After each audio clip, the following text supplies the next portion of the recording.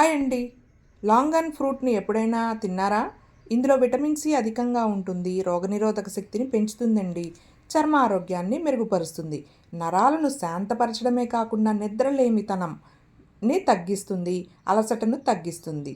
ఇందులో యాంటీ ఆక్సిడెంట్లు ఫ్రీ రాడికల్స్‌తో పోరాడి కణాల నష్టాన్ని తగ్గిస్తాయి. తొక్క మందంగా ఉంటుంది.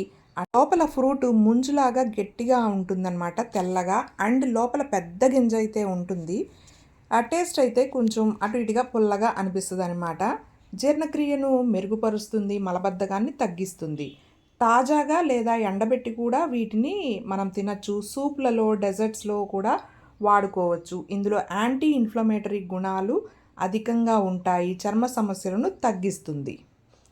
ఇది లీచీ పండును పోలి ఉంటుంది, కానీ రుచిలో కొద్దిగా తేడా కూడా ఉంటుంది. దీనిలో యాంటీ ఆక్సిడెంటల్, యాంటీవైరల్ మరియు యాంటీ బ్యాక్టీరియల్ గుణాలు కలిగి ఉండటం చేత రోగనిరోధక శక్తి పెంచడానికి, నరాల పనితీరును మెరుగుపరచడానికి, ఇన్సోమ్నియా అదేనండి నిద్రలేమిని తగ్గిస్తుంది. మీరు ఎప్పుడైనా తిన్నారా? చూసారా గింజ ఎట్లా ఉందో?